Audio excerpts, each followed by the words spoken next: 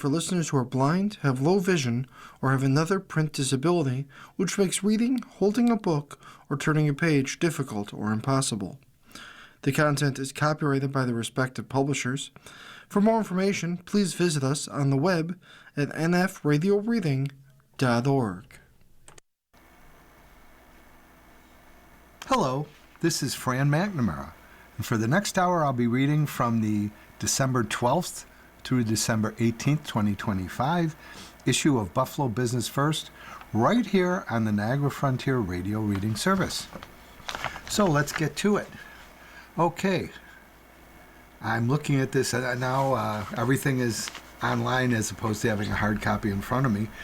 But it looks like what it is a drone picture of downtown Buffalo. Excuse me. And to the left field, we have the HSBC Tower, and it recently painted, well, not recently, probably 2 years now or 3, a reddish tone.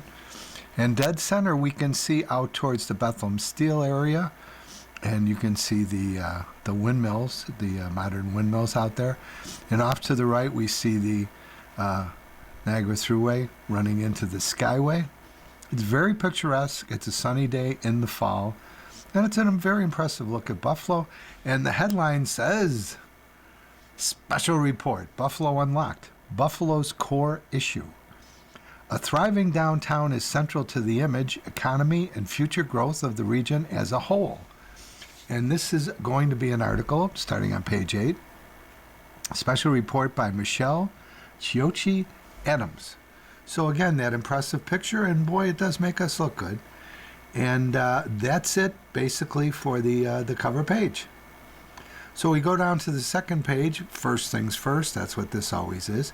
And there's a picture of the Richardson Olmsted Complex up there on Elmwood Avenue. And it says, oh, one of the things I really like, November's restaurant news. Barbecues, bakeries, beverages, and more. Okay, for you former English students, BBB. Is that alliteration or consonants? Just a little quiz from a former English teacher. Okay, this is by Tracy Drury. There's a picture of the Olmsted Richardson Complex, and it says 13 restaurants opened around Western New York last month, and that would be November, offering new options for meals, drinks, or desserts. So here they are, and they're not in any alphabetical order, so here we go. First one is Dinosaur Barbecue. Will open its new location at 4245 McKinley Parkway in Hamburg, December 3rd. The new site, developed at a former Perkins restaurant down the road from McKinley Mall, excuse me, follows the February closure of Dinosaur's 301 Franklin Street site in downtown Buffalo. So I guess we are to assume that this is their new site, 4245 McKinley. Okay, the second one is Zetz, Z-E-T''S. Zetz Italian Ice. They held a soft opening November 14th at 12 South Main Street in Portville. It's the second location for Angelica Porcuri, who also operates a location at 100 East State Street in Oleand, and a food truck.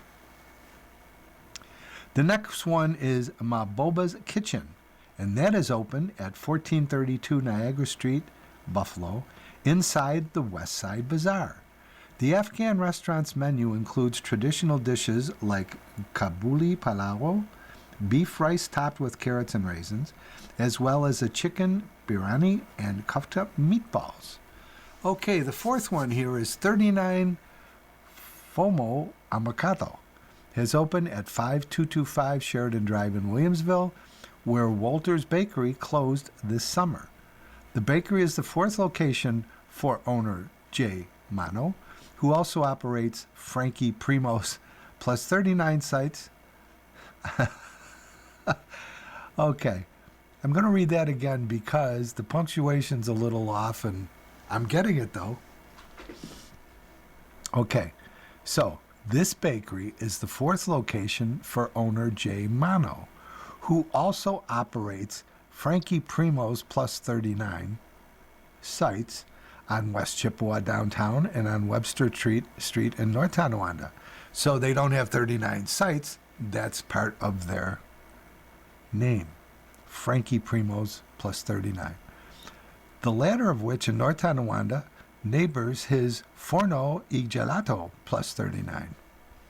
Okay, next we have Kujiki Bakery has opened at 6461 Transit in Lancaster inside the Delavan Hotel and Spa at Salvatore's Hospitality, where owner Anya Dushan took over the existing lobby cafe. The bakery, founded by Dushan's parents, moved from 4475 Transit Road at the Eastern Hills Mall. Okay, so the next one is the Sandwich Mother. Now I'm going to spell that. Sangwich. So it's not sandwich, it's the Sandwich Mother. Has opened its first brick and mortar location at 6926 Buffalo Avenue in Niagara Falls, and that's formerly the home to Ventry's Pizza. Owner Courtney Maraz offers a menu that includes chicken cutlet and meatball sandwiches. Okay. Next is Dulce Hogar Bakery, and they've opened a second site at 951 Niagara Falls Boulevard in Buffalo, formerly home to El Paquete Mexican Grill. The Colombian restaurant owned by Gustavo Pinedo and his family got its start last year, at 448 Oliver Street in North Tonawanda, offering traditional cuisines such as arepas, tamales, and apanadas, in addition to wings, fries, and breakfast sandwiches. Okay, now this next one, please forgive me if I get the pronunciation wrong. It looks very, very interesting. La Cocina di Titi restaurant has opened at the Westside Bazaar at 1342 Niagara Street, Buffalo, specializing in Puerto Rican cuisine. The 16,000 square foot building includes 4 shared kitchen spaces for 8 food businesses, as well as a sit-down dining area downstairs. So again, that's at the Westside Bazaar, 1342 Niagara Street, City of Buffalo. The next one is Resurgence Brewing. Let me read that again. Resurgence Brewing has opened in Fort Myers, Florida. It's the first of 2 expansions for the Buffalo-based brewery, which is also working on a site at 6585 Transit Road in Clarence. And now there's interesting news. Pierce Arrow Bar and Grill has reopened at 1680 Elmwood Avenue in Buffalo, where Ronald Curie relaunched the site, with his catering business shifting to Roneo's Bistro in the kitchen space. The bar restaurant features a bar food menu all day, plus a panini selection. Okay, next we have Equal Parts. Equal Parts has opened at 149 Elmwood Avenue, Buffalo, formerly home to Savoy. In addition to a heavy craft cocktail menu, offerings from Benjamin Jeffers and his wife, Maritza Roca Alvarez, will include local beer and liquor and a small curated food menu. Okay, now the next one is the reason for the picture of the Richardson Olmsted complex. Okay, this is the Richardson Hotel Buffalo reopened its bar at 444 Forest Avenue, Buffalo in late October, following a change in operator. The bar is offering beer and wine to start 5 to 10 p.m., Tuesday through Saturday. Greenwood Hospitality took over operations of the 88-room boutique hotel August 1st at the Richard Olmsted campus. And finally, and boy, this has really been a wealth of information here from Tracy Drury under Data and Details. The last of these 13 is the Labyrinth Workshop, held a soft opening November 5th at 15 Allen Street, where Bethany Halbrake and Cameron Sinclair have created a thematic tasting venue and event space offering 90-minute pre-dinner tastings with mocktails and cocktails. Additional plans call for daytime mixology workshops and arts maker events. Wow, a lot of action going on, and notice they were all openings. 13 by Tracy Drury, telling us all about them under Data and Details. That was page 2. And I'm looking at page 3, and this one is a very prominent feature in Buffalo Business First. Power People. And the headline reads, A 20-Year Journey from Professor to President. Now, about the feature. Buffalo Business First publishes 3 annual Power Lists: the Power 250, the Power 200 Women, and Power 100 Business Leaders of Color, featuring the top business leaders in Western New York. Each week, we'll tell you more about an executive on those lists, and this week, it's Matthew Giordano, who is now the president of Villa Maria College. And there's a picture of him in a very beautiful building with, I think that was to be Roman architecture columns, and he's in a dapper blue suit, a very large smile on his face, because now he's the president of Villa Maria College.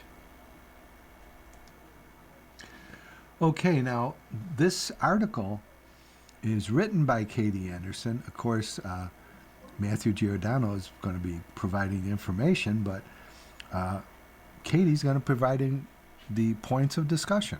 And then she gives a little background here. Matthew Giordano's entire career has revolved around education. He started as a faculty member at Villa Maria College in 2005 and has held many positions before being named interim president in 2018 and the college's 4th president in 2019. Now here's a quote from him. I began as a professor where I learned firsthand how transformational strong student-faculty relationships can be. Over time, I moved into administrative roles that allowed me to shape academic programs and student success initiatives at a much broader level. Okay, close quote.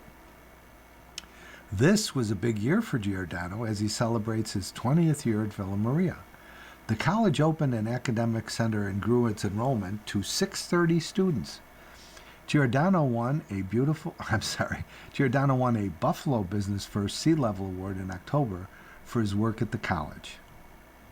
Giordano, a Rochester native who's lived in Amherst for 20 years, is married to Jennifer Desiderio, a professor at Canisius University, and they have 3 daughters. And his Power 250 rank is 242. Now, as I said, Katie Anderson provides questions and or areas for discussion. So, her first one, Katie, to Matthew, is, what was your proud career moment? And he says, every time we open the Villa Maria campus to the Western New York community to celebrate a milestone, our community shows up. This past year, we opened the Scott Beeler Center for Academic Excellence. It was nothing short of overwhelming to stand in front of a full room and see so many faces in the crowd, so engaged with Villa and our success. Okay, so what do you do when you are hiring? What do you prioritize? And he answers, well, we prioritize like-minded team members who can deliver on that promise. I know that our faculty is on the front line, so to speak, of representing who Villa is. When I hear the amazing stories of student-faculty mentorship relationships, it's easy to know who we want here. We want people who will stand next to and behind our students. So Matthew, what's your favorite place to travel? And he says, I genuinely love visiting area high schools and meeting student guidance counselors and students. Outside of that, my favorite travel is anywhere I can explore a new city on foot, find a great local coffee shop, and sit down with a book. Okay, next Katie asks, what are your hobbies? I exercise a lot, read, watch an overwhelming amount of basketball, and have recently begun drawing a little bit. How are you as a boss? Well, leading Villa through a period of big growth, both in terms of enrollment and mission delivery, requires clarity and connection. I see my role as keeping everyone aligned with our journey, communicating openly and encouraging teams to bring their ideas forward. What's your favorite volunteer organization? Well, we partner with Say Yes and other Western New York education access and opportunity organizations. I'm also on the board of directors of Most Valuable Parents of Buffalo, which is working to reduce violence in our city. So next, Katie asks, Matthew, What would you tell your 25-year-old self? And he says, to be patient, stay curious, and say yes to opportunities that stretch you. The experiences that feel challenging often become the ones that shape you the most. Oh, here's one. What's your favorite restaurant? Well, I'm a coffee guy, he says. Buffalo has an incredible coffee scene, and I love trying beans from all our local roasters. I regularly make pour-overs in my office using a rotation of Buffalo's roasted coffees. It's one of my favorite small rituals of the day. And what would you do if you had a magic wand? Well, I'd accelerate the growth of good-paying jobs and economic opportunities so more young people build their futures here. Buffalo is full of talent, potential, and heart. We're on the right track, and education plays a major role in that momentum. And finally, Katie asks Matthew, what do you do to maintain a work-life balance? And Matt answers, I have a great family. I'm so lucky for their support. My kids are in college and high school, so between spending time at Villa and supporting them in their adventures, my life is balanced and full. Well, good for you, Matthew Giordano, president of Villa Maria College. And that's the end of page 3, and that's the end of this week's edition of Power People. And by the way, need I tell you, you're listening to a reading of articles and features from Buffalo Business First. You've got it right here on the Niagara Frontier Radio Reading Service. So let's get down to page, let's see, this will be page 4, unless my numbers are really off. Now, page 4 is half a page of ads, but the top part says, manufacturing and innovation. And hey, Katie Anderson's giving us these as well. Oh my. Okay, so now she's got 2 articles here, one small and one larger. And she's got what I call a mystery item. Mystery because they give you a number or a quote, and you have to figure out what the number, usually money, has to do it with, or who said the quote. Well, this is a big number. $25 million. Okay, it's under manufacturing and innovation. So, what's up with this $25 million? It says, the amount that WavePoint 3PL, a third-party logistics company based in Pennsylvania, wants to invest in the 279,026 square foot facility at 231 Ship Canal Parkway. The 21-year-old facility was home to CertainTeed's Buffalo operations until Oldcastle APG closed the plant in May. Okay. So that would be $25 million to remodel this facility, I would guess. One thing I have to apologize, it doesn't say where this is located. So maybe if I can take a break just for a second, I'll see if I can find out where they're located, because I think that would make it less of a mystery. Okay, I'm back. I looked it up on my trusty GPS, and it is within the city of Buffalo limits. So Katie Anderson did not air here, because she does say the 21-year-old facility was home to CertainTeed's Buffalo operation. So she doesn't mean Buffalo area. She means within the city of Buffalo. So my mistake, and I hope I didn't make it more mysterious for you. $25 million. Boy, to reinvest in someplace, my gosh, that's impressive. Okay, the next here under Manufacturing and Innovation by Katie Anderson, we have expansion. Confer, C-O-N-F-E-R, Confer Plastics looks north to support growth. North Tonawanda manufacturer planning warehouse in Wheatfield. And there's a picture of Bob Confer, C-O-N-F-E-R, president of Confer Plastics, is at the company's North Tonawanda manufacturing facility. And here's a young man. I'd have to estimate maybe about late 30s, early 40s. and with a very content smile on his face, a confer content smile on his face. A North Tonawanda company that makes plastics moldings for pools, hot tubs, spas, and patio furniture is planning a large warehouse expansion. Confer Plastics wants to build a 30,000 square foot addition to its warehouse space at 2107 Liberty Drive in Wheatfield and is in the process of getting approval from the town. Bob Confer, president of the company, said the expansion will accommodate growth in pools and spas and for products like ladders, steps, and hot tub cabinets. Now here's a quote. We're also expanding to accommodate our direct-to-consumer business, which is a relatively new endeavor for us. In 2023, we developed online channels for snow sleds and patio furniture.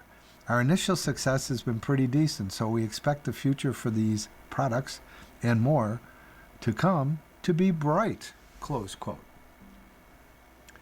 The contractor on the project is Tedesco Construction Services, which Bob said has overseen expansion projects at the company's main manufacturing plant at 97 Whitmer Road in North Tonawanda.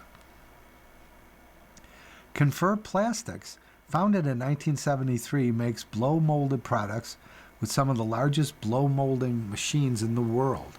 It has one that is 15 feet high and can handle 145 pounds of material.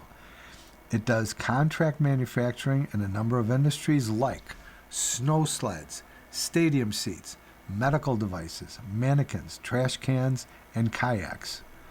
Confer said there won't be additional jobs at the Wheatfield location due to the expansion, but, and here's a quote, it could lead to a handful of jobs being created at the main plant in North Tonawanda because warehouse space has, in a way, the same effect of adding molding machines when it comes to manufacturing capacity. And here's a final paragraph with a very interesting fact here. Confer has 195 employees, according to the most recent list of the region's largest manufacturing companies. So good for him, and how about that? Very impressive. Okay, and by the way, I'm not a cheerleader, but when I see a hefty number of employees, I have an HR background, and that's good. Good for the area, good for all of us. Okay, that's the end of Katie Anderson's Manufacturing and Innovation. Page 5 is an ad. So we go to page 6, and it's Tracy Drury here. And let's see, we've got 1, 2, 3, 4. Oh my God, she has 2 of those mystery items, and then 2 regular articles. So we have Tracy Drury in the business of healthcare. Okay, so we'll start with the smaller of the 2 articles. Closings. BMG to close 4 lab sites, shift testing to Quest. Okay, well, Buffalo Medical Group is closing 4 laboratory sites, pointing to cost and regulatory pressures. The company confirmed it will discontinue on-site laboratory testing services January 1st. It will continue providing lab testing through Quest Diagnostics. The closings will affect 22 jobs. BMG said affected employees will have the option of staying on in other roles. Now, BMG again is Buffalo Medical Group. The 4 lab sites are in Buffalo, Williamsville, Lockport, and Orchard Park. No changes are planned for any other programs or services, the company said. Buffalo Medical Group is one of the region's largest multi-specialty medical practices with 126 physicians and about 900 total employees. Okay, now we have the first of the 2 mystery items on Tracy Drury's healthcare business page, and this one is quotable. Okay. And again, the mystery is who said this quote. And here's the quote. We've proven people have better health outcomes when they get patient-centered primary care and preventative services, and they avoid more costly care choices. So who said this? Okay. Well, it's Joanne Hafner, president and CEO of Neighborhood Health Center, which is expanding into a former urgent care facility at 2497 Delaware Avenue in North Buffalo. Okay, so again, what Joanne said, now that we know there's going to be a new facility at 2497 Delaware Avenue. Neighborhood Health Center is, we've proven people have better health outcomes when they get patient-centered primary care and preventative services, and they avoid more costly care choices. Okay. So now this next article,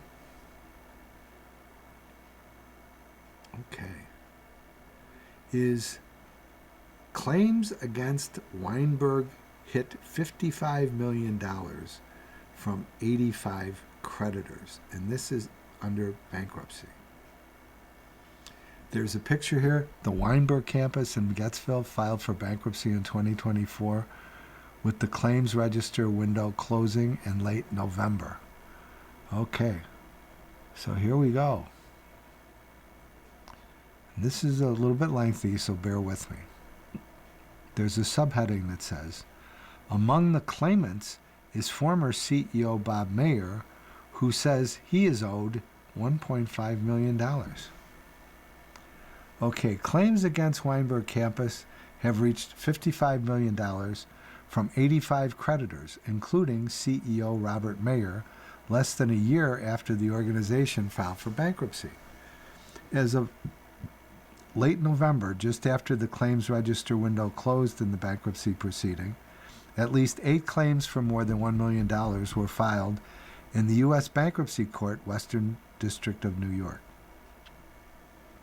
Mayer's $1.5 million claim was the largest from an individual and is tied to a settlement agreement from 2023 when he agreed to postpone receiving back pay until the sale of the Stove-Roff apartments at 471 John James Audubon Parkway, Amherst. Mayer, who is also the sole remaining Weinberg campus board member, signed a settlement agreement November 9, 2023 that acknowledged Weinberg owed him funds under an executive compensation agreement according to the claim filed with the bankruptcy court. Weinberg campus disputed the allegations but agreed to the $1.5 million amount due to the uncertainty involved in litigation. The organization agreed. The organization agreed to sign over a collateral mortgage to the apartment building to avoid a potential judgment that would impede its ability to operate its facility. According to the filing, at the time of the settlement, Weinberg had an agreement in place to sell the property, though no deal was ever completed. Stove-Roff Towers, a low-income senior housing complex, was among 3 non-contiguous parcels owned by Weinberg that were not included when brokers began marketing the main campus at 2700 North Forest Road. Mayer has not responded to messages from Buffalo Business First since Weinberg's troubles came to light in early fall 2024 following a series of lawsuits. In the months that followed, the property went into foreclosure, the nursing home on the campus shut down, followed by several other units, and the entire volunteer board resigned. The bankruptcy followed in February 2025. Attorney Diane Tiverone of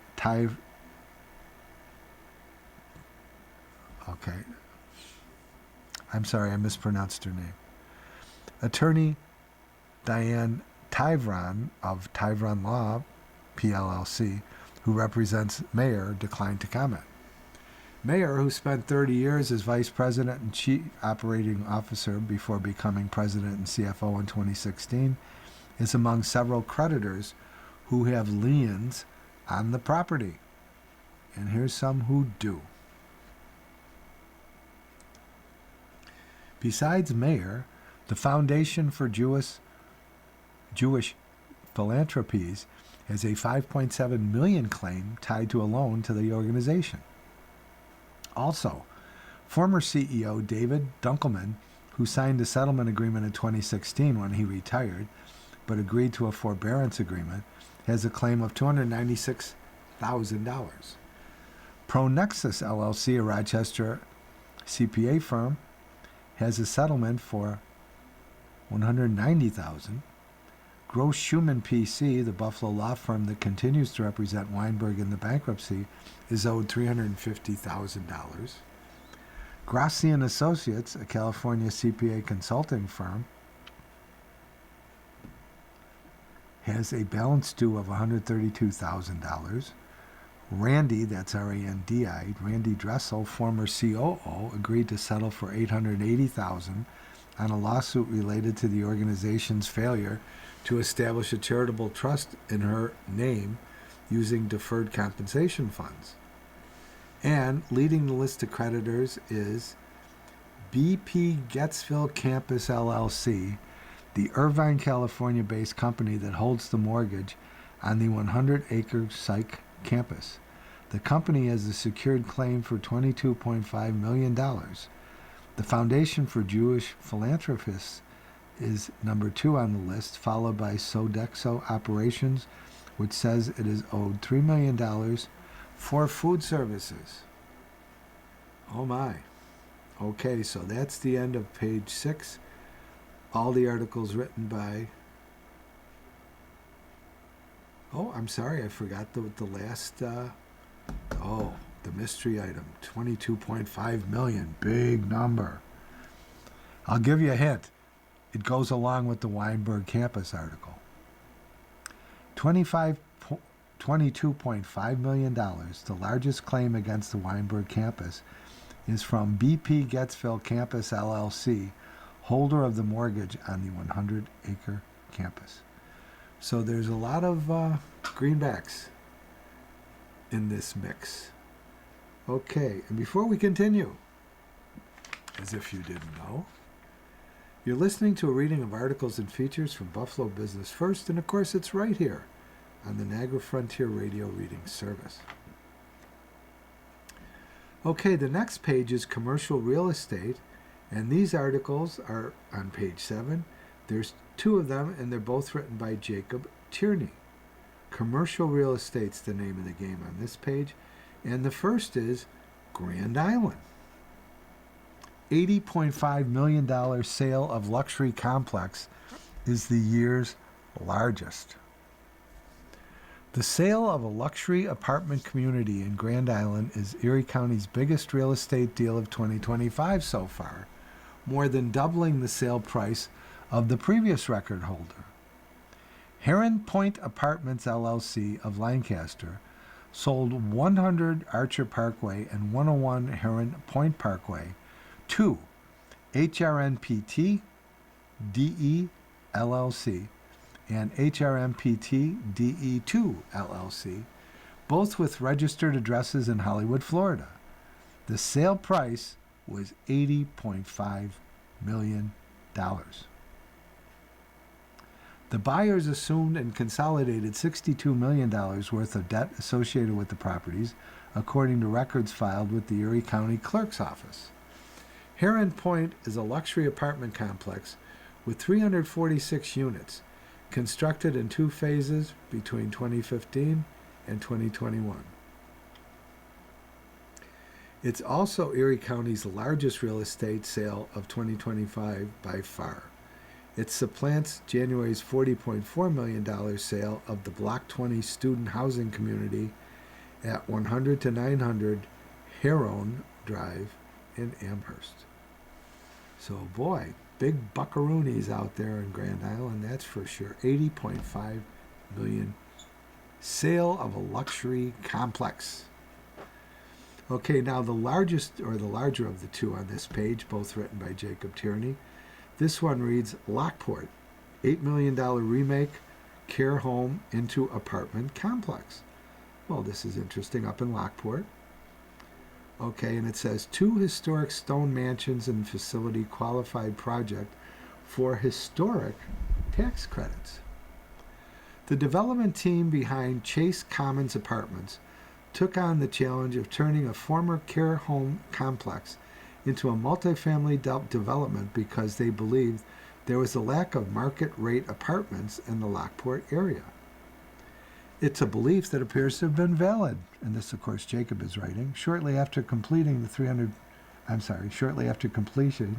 53-unit apartment community is almost fully leased. Chase Commons was an $8 million project led by Dominic Massaro, his son Nick Massaro, his cousin Lisa Massaro Keating of LMK Realty, and Joseph Monarino and William Mahoney of Buffalo Construction Consultants. The team acquired the former Lockport Presbyterian home at 327 High Street in Lockport in early 2023. The 40,000 square foot facility is made up of 4 buildings. 2 are historic stone mansions. One was constructed in the 1850s and the other in the 1870s. These mansions, originally single-family residences, were converted into a care home in the 1950s.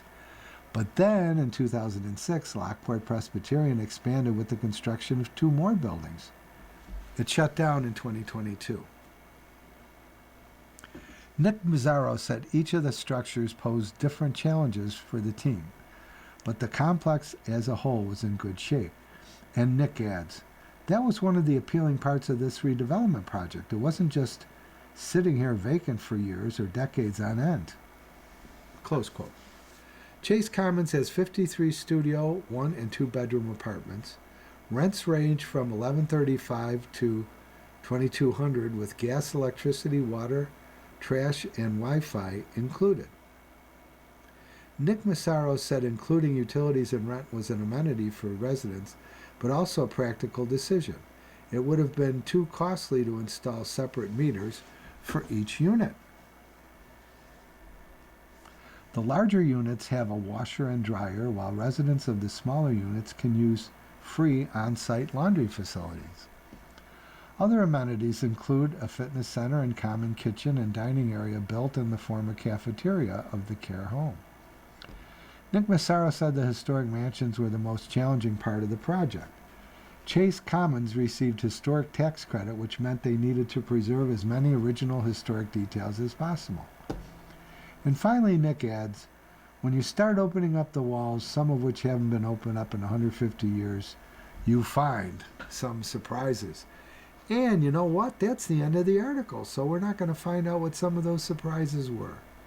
But anyways, Jacob Tierney, he wrote both of these about the Grand Island Complex and now Lockport and the $8 million renovation Chase Commons Apartments. And that, my friends, is the end of page 7. Okay, so now we get to the cover story, and this is very interesting. There's another drone picture of the Erie Basin Marina, taken from there, looking into the city of Buffalo with those apartments on the side of the marina. And also we can see many downtown buildings, including City Hall, of course, and the apartments along the Niagara Thruway. You can see M&T Tower in the back. You can also see, of course, to the right-hand side, we have the HSBC complex. It's a very nice picture, again, making Buffalo looking very good. And it says, Buffalo Unlocked, the year in review. Downtown's next chapter. Fewer workers and changing perceptions pose challenges, and efforts are already underway to combat them. And as it said on the front page, this whole article is written by Michelle Chiocci Adams. Okay, so we're going to read the article in just a second, but there's a blurb here about the series that this comes from. How far can the region's transformation go, and what's holding it back? Buffalo Business First launched the Buffalo Unlocked series in 2024 to take a close look at how the region can capitalize on strengths and address weaknesses, improving both the local economy and quality of life for the people who live here. We will ask business leaders and other key stakeholders what Buffalo's potential is and how that potential can be unlocked. And we want to hear from you. What must be done to unlock Buffalo's potential? What assets should be utilized? What issues must be addressed? Email the Editor-in-Chief, Michelle Chiocci Adams, at mcadams at bizjournals.com. Again, that is MCADAMS at bizjournals.com. Comments may be used in future stories. And you can go and look online too at catch up on past coverage, www.bizjournals.com/buffalo/news/feature/buffalo-unlocked. Okay, let's get going with the text of the article first, and hopefully we'll have time to get to some of the quotes from some of the people that have commented. Earlier this year, I met with a downtown Buffalo business leader who said he planned to move his company to the suburbs. Some staff members have become uneasy about the state of downtown.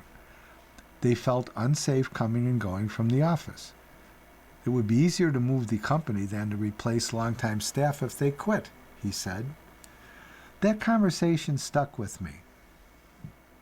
It was about much more than one business, and it showed what's at stake if employers and employees don't believe that downtown is a safe and vibrant place to work, live, and play. In the months since, I've sat down with dozens of CEOs and executives to talk about doing business in Western New York. I often ask, and here's a quote, "How are you feeling about the future of downtown?" Close quote. Remote work comes up often, as do after-work entertainment options. I've heard about stalled development projects, the unused population, and a decline in downtown restaurant crowds. These conversations are playing on in cities and downtowns across the country. We all know the pandemic changed how and where many of us do business.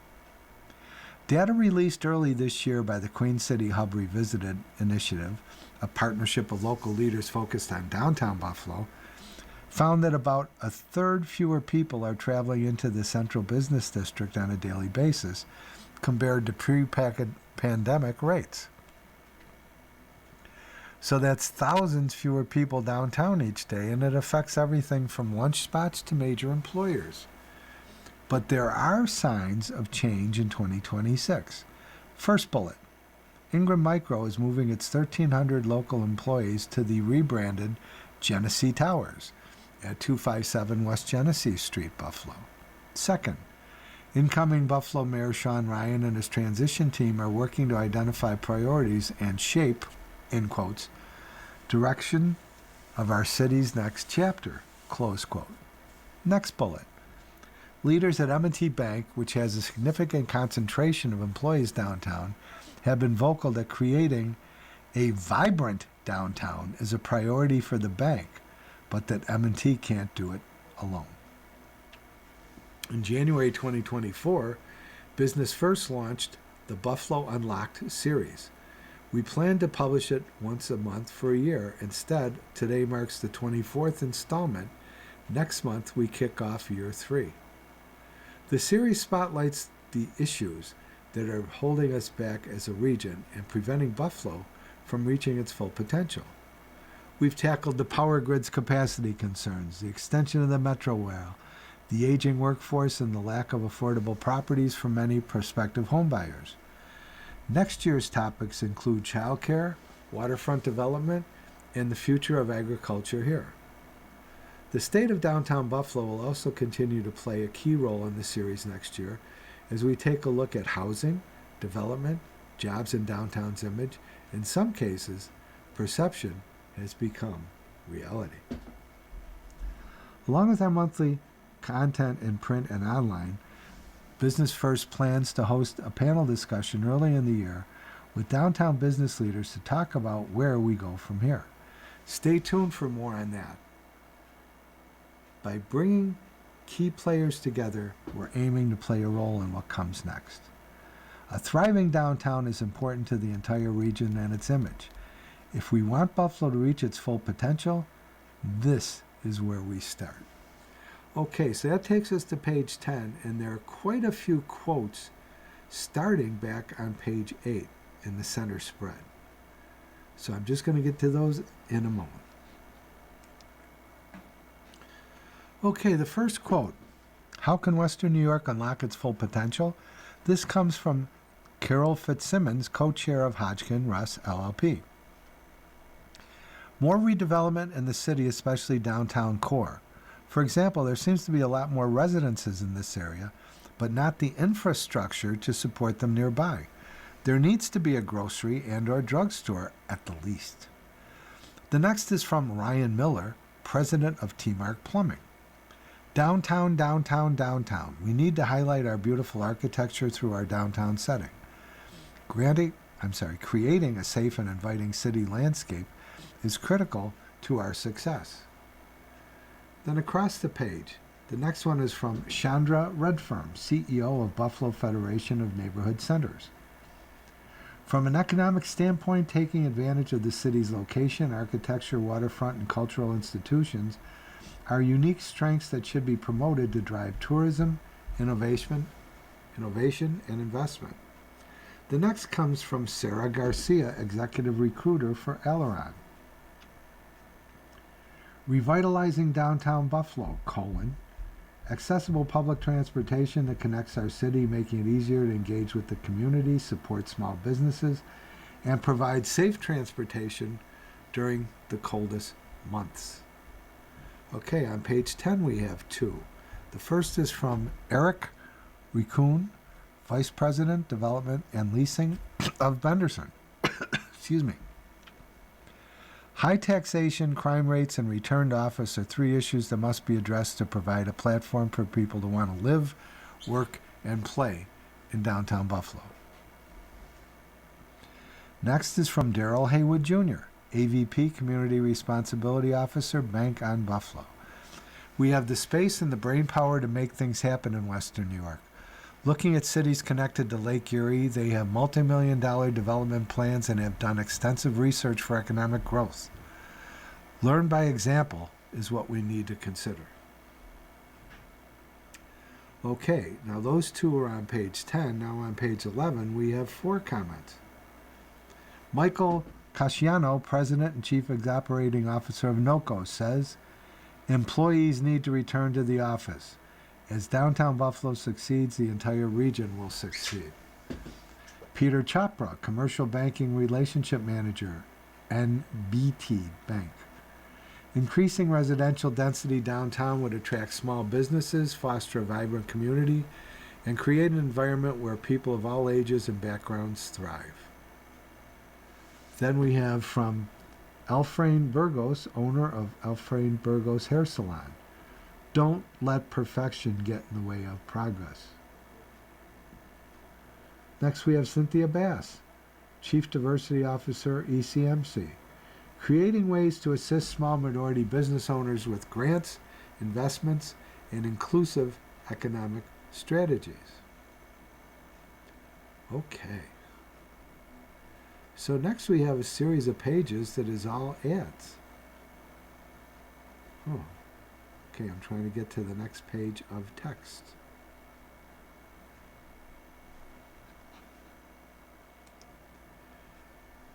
Okay, I'm going to a section here that is public records, only because I really don't have enough time in my allotted time to get into the many pages here of sponsored content about the improvements of Buffalo. And a little bird told me some people are actually really interested in the public record, so here we go. BBF Scorecard, a week and year-to-year summary of public records collected by Buffalo Business First through December 1st. Bankruptcies, current week none, week prior none. Judgments, current week 10, week prior 11.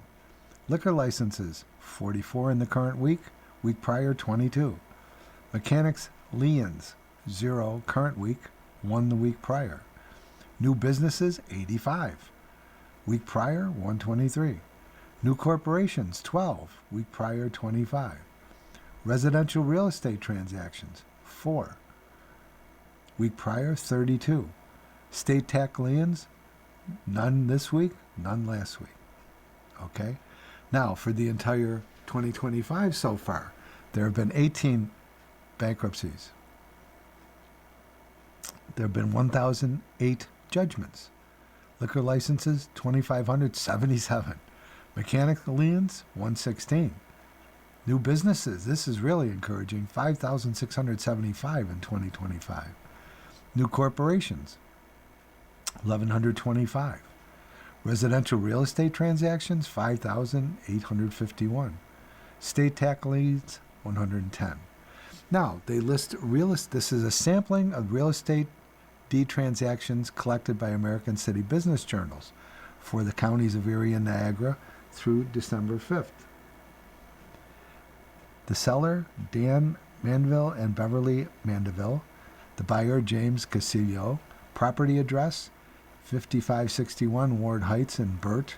The amount, $675,000. Secondly, we have Carol Moeller Casal and Kathleen James sold to NJ Family Incorporated. The property at Selkirk Drive in North Tonawanda, 270 Selkirk Drive, for the amount of $385,000. Then we have the seller, John DiCarlo, the buyer, Kevin James Properties, and the property was 310 Mohawk Street in Lewiston. The amount was $350,000. And we have another sale, David Burkhard, sold to Mora Equity LLC, 699 Oliver Street in North Tonawanda, and that was for the amount of $280,000. Okay, moving right along, we have judgments. M&T, with the plaintiff, Savannah Converting, were the defendants. The amount was $909,000. The winner was the plaintiff, so M&T prevailed, and that happened November 6th. The plaintiff, Commissioners of State Insurance Fund. The defendant, Diesel Demo and Junk Removal. The amount was $714,000. The winner was the plaintiff, the Commissioner's State Insurance Fund, and that was dated 11/6. Buys Funder NC, or Biz Funder, I guess you'd pronounce that, was the plaintiff. The defendant was Newport Bickford Incorporated Healthcare Center. The amount was $190,000. The winner was the plaintiff, and that was dated 11/07. Next, the Commissioners of the State Insurance Fund. The defendant was Your Hometown Mover for $125,408. The plaintiff, the State Insurance Fund, won, and that was 11/19. M&T Bank again was the plaintiff against Eric Powell, Powell's Heating and Cooling. It was an amount of $87,000, and M&T Bank won. That was dated 11/20. BizFunder New York, this time Green Market Cafe, for the amount of $45,000 plus, and the BizFunder prevailed on 11/07. BizFunder again against Green PC, $37,000, and they prevailed on November 6th. Molson Capital Group was the plaintiff against George Grade's Work Columbia, Rockbox Fitness, and Republic Funding Ventures. The suit was for $29,000, and the plaintiff prevailed on 11/19. Then you have Plumera Accord Holdings, where the plaintiff, Simply RRK, was the defendant, $20,000. Plumera Accord Holdings won on 11/20. And finally, Stacy Faubert sued Public Auto Connect, and that was for $5,000, and the plaintiff prevailed on 11/25/25. Excuse me. Okay. And I'll just find, in the one very short time I have remaining, new corporations, sample from Chautauqua, Erie, Genesee, and Niagara counties, Nova Spa in Amherst, Smoke Station and Genesee Building in Bowmansville, Sheba Care Solutions, Broadway in the city, 8th Buffalo Movie Incorporated, Niagara Street in the city, 9th Buffalo Movie Incorporated, Niagara Street in the city, 10th Buffalo Movie, 1155 Niagara again, and that was on the 21st again, and that's where in the city of Buffalo. Another in the city of Buffalo is KAS Concerns, 138 Wellington Road in the city, UMax Health and Wellness Buffalo Incorporated on Genesee Street in the city, and finally Prime Shield Security, Newfield Street, Lower Front Apartment, Buffalo and the Riverside area. So those were the new businesses. So I don't have a lot of time left, and I just wanted to mention to you that we are online. And probably the simplest way to get to our page is to put in your search box, whatever that may be, NFRRS, Niagara Frontier Radio Reading Service. You could just put the letters, the acronym, or you can write out the whole thing, Niagara Frontier Radio Reading Service, and it will take you to our page. And you'd be amazed at the backlog of what's on there that you can find for your, as my dad would say, for your edification. And certainly these are available to you, and we encourage you to go online to those sites and do what you can to get a hold of former articles or even more recent or even current ones. And there certainly is a library there again and I am an English major, a master's degree, and I got to tell you, there are some even books that have been read that are available on there. And boy, I'm sorry, especially in this type of weather, nothing like a good book. Get a nice cup of hot chocolate or coffee or whatever suits your fancy, and have somebody read your book. You can't beat it. And I say that sincerely. What a great way to pass your time. But anyways, you've been listening to a reading of articles and features from the December 12th through 18th issue of Buffalo Business First. We read from Buffalo Business First every Wednesday at 7 p.m. Your reader has been Fran McNamara, and I sincerely thank you for listening. Coming up next in the Niagara Frontier Radio Reading Service, we have Time Magazine. At 8 o'clock, we have the New York Times. And following that, at 9 o'clock, we have Discover Magazine. Stay with us for these readings and more throughout the day. Thank you for listening.